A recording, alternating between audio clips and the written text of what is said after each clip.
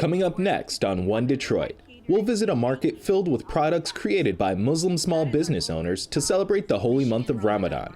Also ahead, a local gallery hosts an exhibition in memory of well-known Detroit artist and mentor, Gilda Snowden.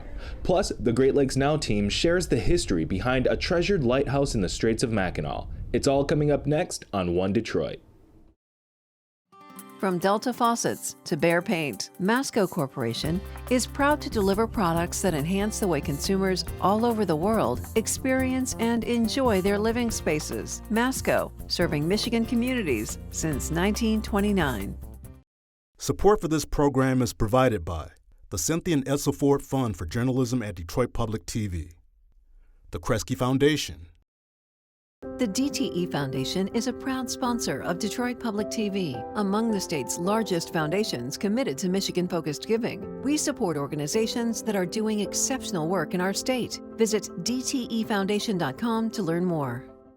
Business Leaders for Michigan, dedicated to making Michigan a top 10 state for jobs, personal income, and a healthy economy. NISSAN Foundation, and viewers like you.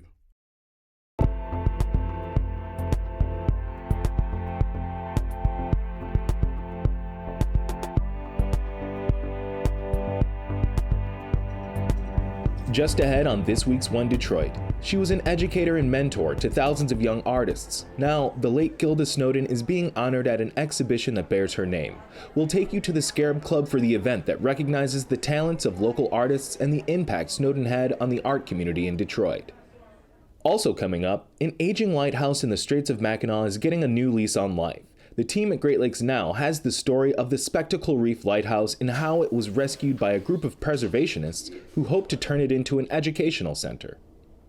But first, Muslim business owners come together for a festive market welcoming the holy month of Ramadan, which begins April 2nd. Decorations, food, clothing, and other handcrafted wares created by more than 20 Muslim vendors were on sale at the event in Westland. The PBS NewsHour's Francis Kaiwa Wong reports for One Detroit about bringing entrepreneurial spirit to what might become a new holiday tradition.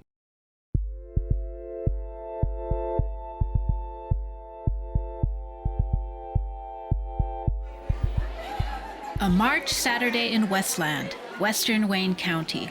It's a Ramadan market, a gathering of makers, artists, and entrepreneurs, mostly women, selling their wares in anticipation of the upcoming month of Ramadan. And what makes us really unique is that we're a women-only business, and we want to provide a platform for other women through our collaborative to join us so that we can eventually become a full-service event venue where people can come in and find catering and baking and all of that. So that is our goal right now.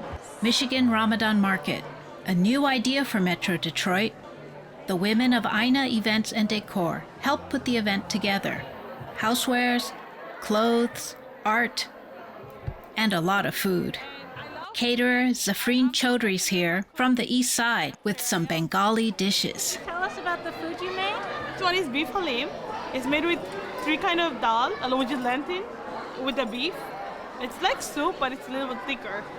And this one is a chickpea, 3 types of chickpea, and mixed with potato or tomato.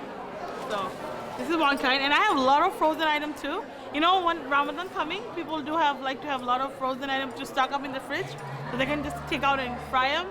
But we eat a lot of fried food on Ramadan.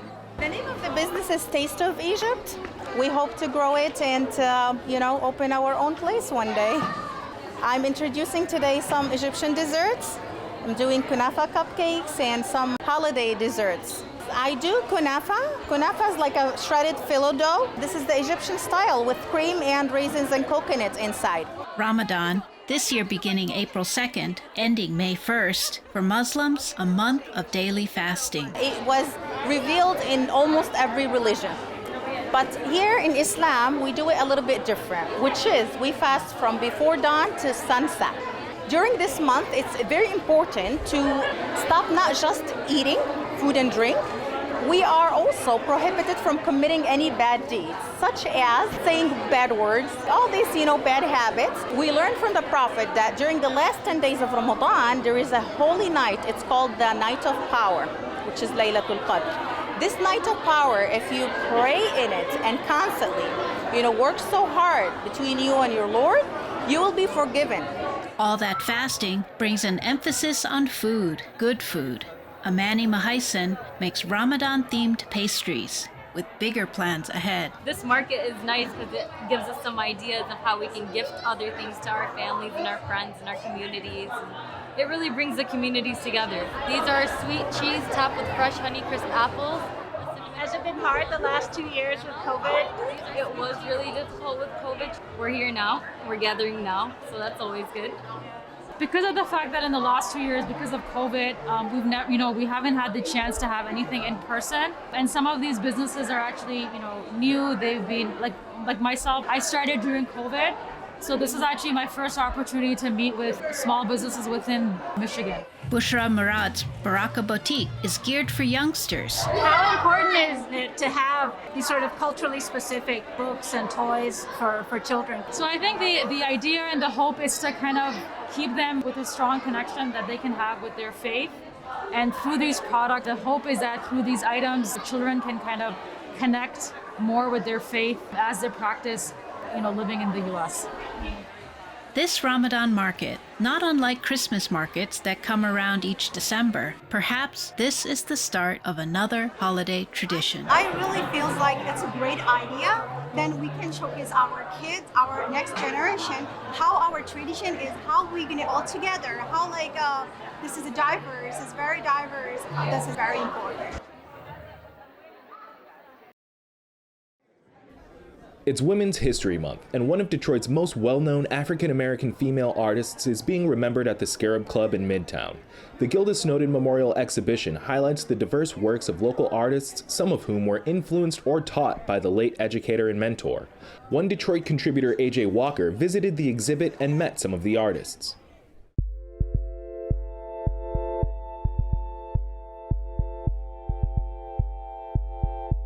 Beauty and passion adorn the walls of the Scarab Club for an event that is not just an art show, it's a monument to a woman who gave so much to the art world and the community around her.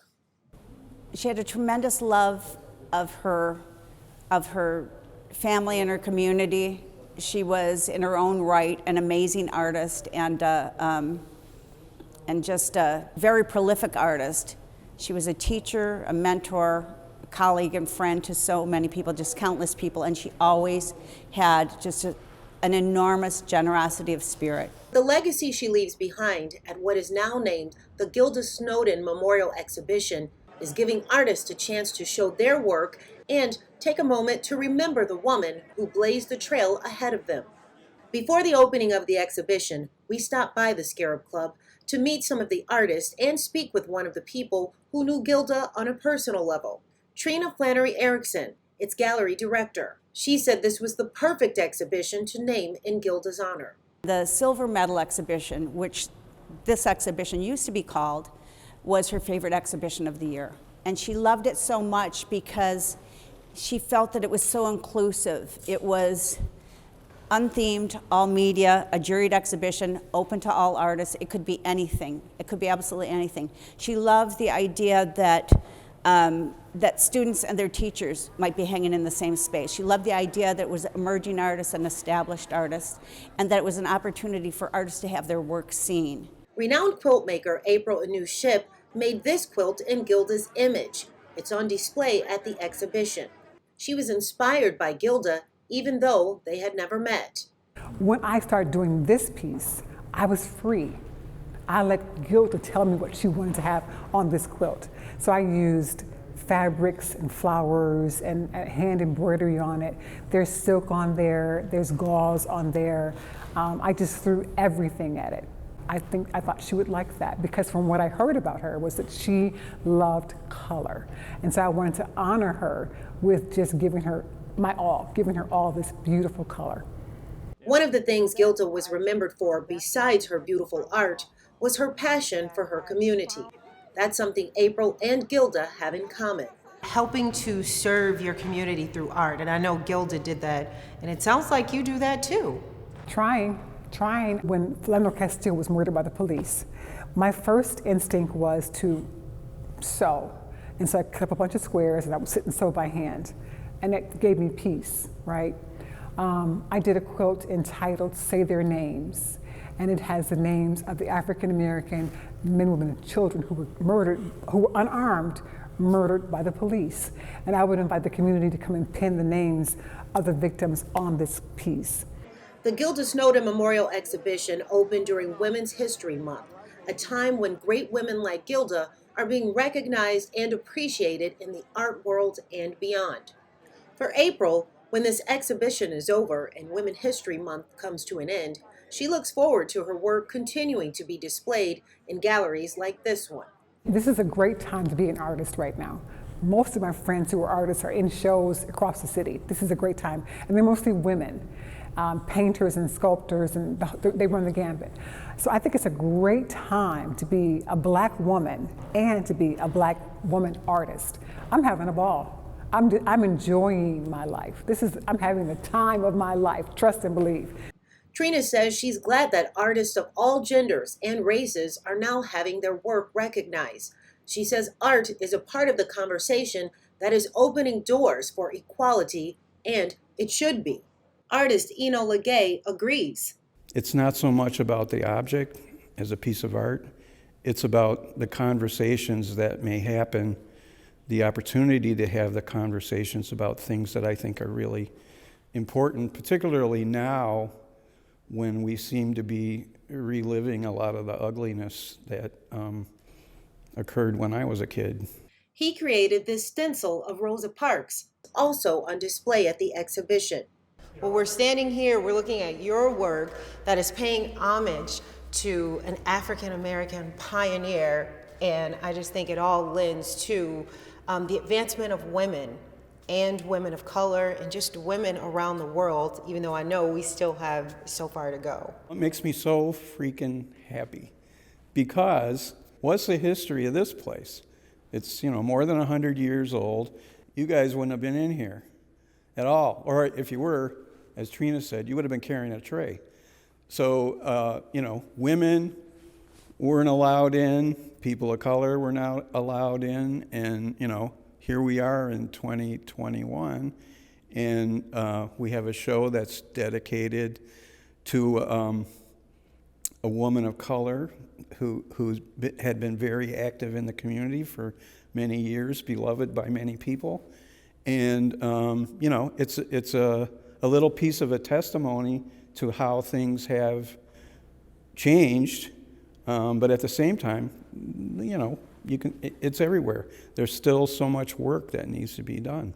The exhibition, named in honor of an African American woman who paved the way for other artists, is a part of that work. Gilda Snowden, who hoped she was making a difference in the world. One of the things that she said to me is that we think we have forever, but we don't. And so we have to identify what are the most important things in our lives and what we need to give our attention to, and that's what we need to do.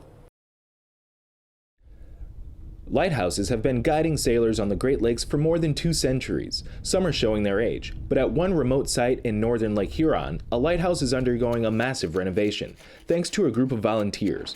Great Lakes Now's Nick Austin has the story of the Spectacle Reef Lighthouse in the Straits of Mackinac.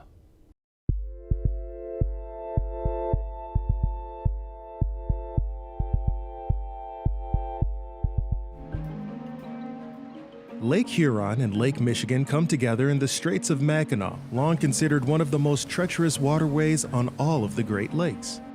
For nearly 150 years, the Spectacle Reef Lighthouse has guarded ships passing through the straits. It sits 12 miles and a world away from the mainland. You can see the Straits of Mackinac up there. Patrick McKinstry is the president of the Spectacle Reef Preservation Society, a nonprofit organization he and a group of lighthouse enthusiasts created to restore and preserve the light. So, northern Lake Huron buoy has 6-foot seas. Great Duck Island has 4, which means the light right now has 4 to 5. The lighthouse was sold at auction in 2014 to a private individual who's a friend of mine, and he offered me the lighthouse. I wanted to buy the lighthouse for myself, but I believe they should be in public hands because these were built with taxpayers' dollars to save the lives of the public. And the people who lived there should be remembered as public servants.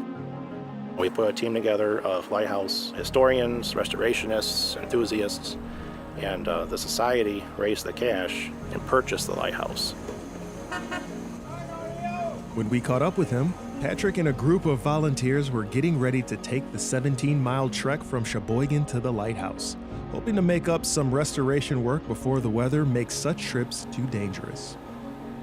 This crew is a very good crew, and all of our volunteers are fantastic. We've got 157 volunteers that joined the organization this season. And all their knowledge and skill sets, all play a role. The one thing that's impressed me is just the amount of passion that people have for this organization that's saving this lighthouse.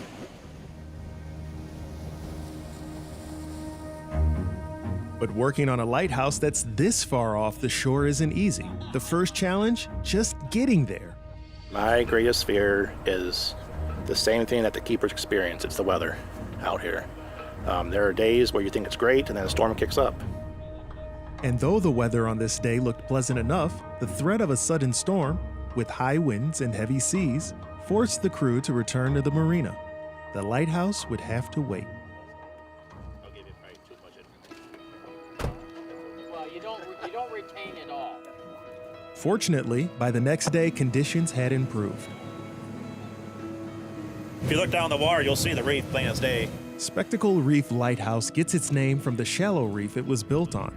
There are two shoals with a ridge between them that resemble a pair of eyeglasses. The design of the lighthouse makes it even stronger in severe weather. The lighthouse is built out of giant limestone blocks that are 2 foot tall, and their width and the radius differs based on where they're in the light tower.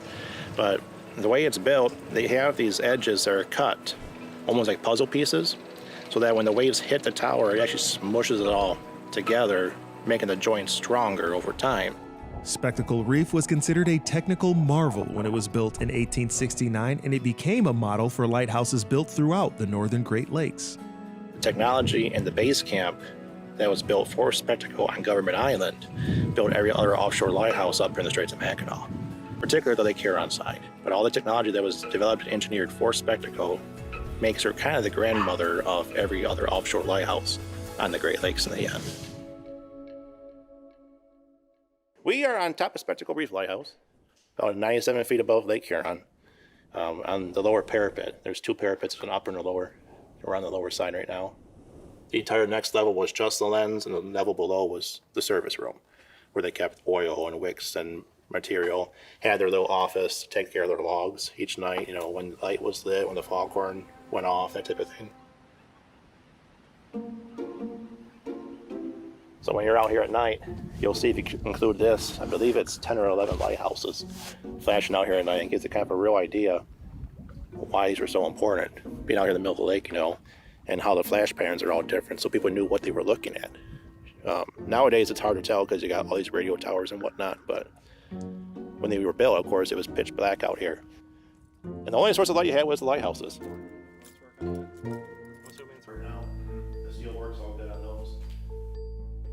The goal of the Spectacle Reef Preservation Society is to create a learning light where people can come and experience the life of a lighthouse keeper and learn about the history of lighthouses on the Great Lakes.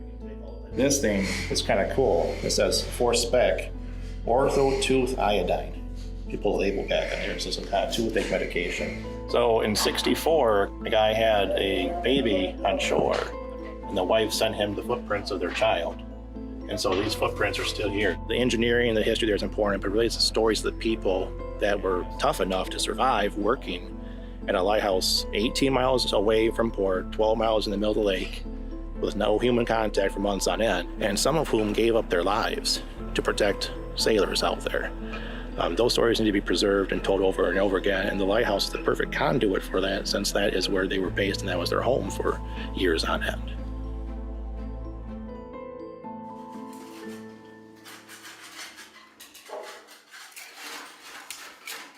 The first step of renovation was making the station safe for the people working on it. That meant filling holes in the floor and remediating lead paint.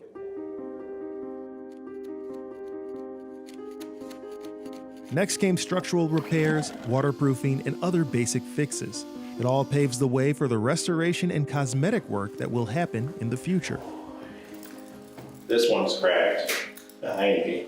There's another one up top here that's cracked. I was going to replace those today too. And we'll take all the plexiglass out that's yellow, but these 5 over here, 6, they were all shattered with holes in them. And we replaced all those last week with brand new glass. You'll see here. So it's a bulletproof, allegedly a bulletproof laminate. So it should take a pounding from the ice and the wind out here pretty good. But we are in the lantern room of Spectacle Reef. This is our beautiful light that's out here. It's an LED light. It flashes red every 5 seconds. So 1 second on, 4 seconds off. The light is still maintained by the U.S. Coast Guard and can be seen for 11 miles. But the Fresnel lens that was in place when the lighthouse was automated in 1972 had a far greater reach. This piece comes to us from our light, Spectacle Reef. This is one piece of it. And our lens had panels inside it that rotated around the 8-foot diameter light that made it flash every 4 seconds.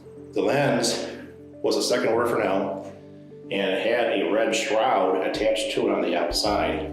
So it's actually the heaviest Fresnel lens ever used on the Great Lakes. And when it was installed, it could be seen for 29 miles.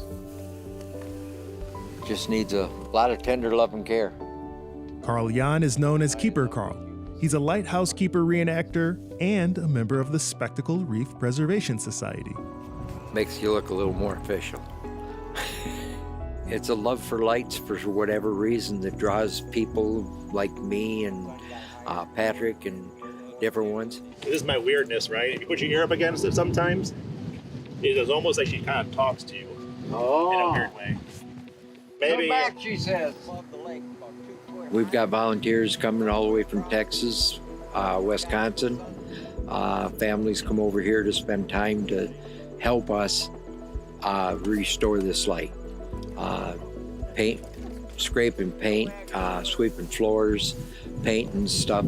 It's enjoyable. There's nobody comes out there and has to work to 6-8 hours that we can spend on station. You're there to have as much fun as you do help us get the light preserved.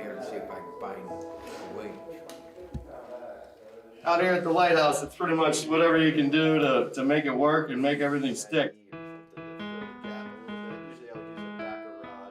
Mark Lee lives 20 miles across Lake Huron from the light, and he can see it from his home. He's a masonry specialist who does foundation repair and brickwork, and he's a volunteer. Just gotta give it one of them. Today I patched a couple holes that were pretty significant holes in the stairwell going up to the tower on the first floor. And then I did a little bit of caulking and getting stuff ready for paint and making sure things are waterproof for the winter. The crew of volunteers had intended to stay and work until late in the day, but once again, the weather had other plans. We've got a storm coming in right now. We're trying to beat it back to the shore. And we lock her up in a couple minutes and we're out of here. Well, we got 20 minutes to leave before we might get caught in the weather. I'm still trying to get ahead of the weather. Otherwise, you guys might get wet on the way home. I don't want to repeat what we did 2 weeks ago where we were out here in 8-foot seas for 3 hours, because that was awful. This far offshore at the second most remote lighthouse on the Great Lakes and third in the country. You don't do that. Mother Nature calls your shots. Let's be ready to pull. Go. Patrick and his crew of volunteers will be back to continue their efforts to preserve the Spectacle Reef Lighthouse and to build a new generation of guardians of the Great Lakes. What I want to achieve is build that generation. So when I can no longer walk and be in a wheelchair or whatever, and I can't climb that ladder anymore, I know it's in good hands. And she'll still be there in great shape, teaching people the story of the Spectacle Reef, teaching people on shore some history, teaching techniques and methods of how to restore lighthouses. I can sit back in my retirement home and know she's in good hands.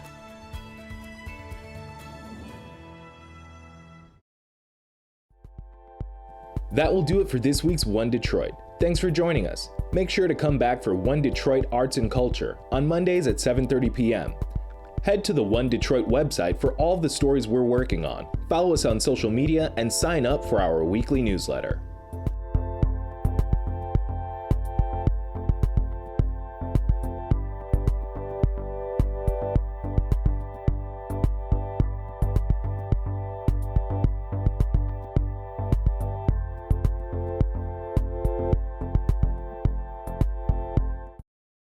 From Delta Faucets to Behr Paint, MASCO Corporation is proud to deliver products that enhance the way consumers all over the world experience and enjoy their living spaces. MASCO, serving Michigan communities since 1929. Support for this program is provided by the Cynthia and Edsel Ford Fund for Journalism at Detroit Public TV, the KRESGE Foundation. The DTE Foundation is a proud sponsor of Detroit Public TV, among the state's largest foundations committed to Michigan-focused giving. We support organizations that are doing exceptional work in our state. Visit dtefoundation.com to learn more. Business Leaders for Michigan, dedicated to making Michigan a top 10 state for jobs, personal income, and a healthy economy. NISSAN Foundation, and viewers like you.